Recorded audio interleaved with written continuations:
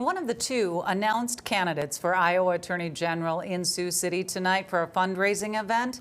Once mentioned as a potential Republican candidate for governor, Attorney General Brenna instead is seeking a second term as Attorney General. Her third annual Barn Bash held at Country Celebrations earlier tonight.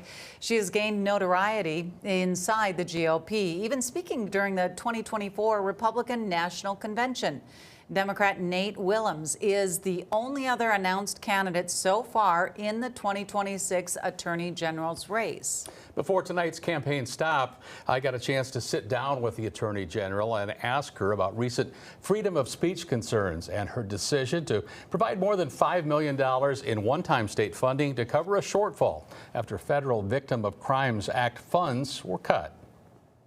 Nobody plans ahead that they're going to be a victim of a crime. We need to help people in every way we can. So we're working to get more trained nurses to help sexual assault victims throughout the state, increasing their pay, and then just making sure that things work the way they are supposed to. We've improved victim notification, a number of things, and that came about because I had a series of roundtables, over 20, where we listened to advocates and law enforcement and prosecutors, and we found out what we could do better, and we're still working to improve those services.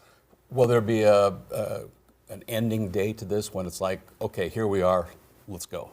Well, we did announce what we had found and fixed last year, but then I have started again meeting with people and getting more ideas for how do we improve things to the next level. So we're going to always work on that. We're always going to look at what is needed. One of the areas that I'm digging into is human trafficking survivors and what to do to help survivors of human trafficking. In April, the Iowa Attorney General's office offered new hope for Iowa families still looking for answers following the death of a family member, as well as missing persons cases.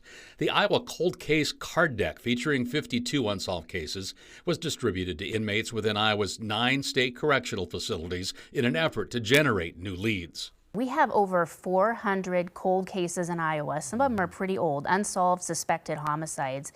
And we know that over time those leads have run cold, but we never want to give up on finding those responsible. I want the families who've been impacted by a murder like this to know we will never give up. There will always be someone there to take that call or take that lead, and that we'll work with law enforcement at every level to help solve some of these cases. The recent murder of Charlie Kirk, the founder of the conservative organization Turning Point USA, has reignited a debate over free speech and what it means.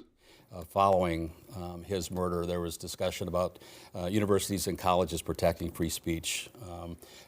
How are you leading that, or are you?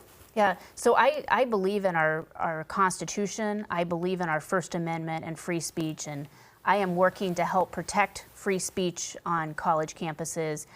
One way is in making sure colleges don't charge an extra security fee to conservative speakers. That would basically be an assassin's veto.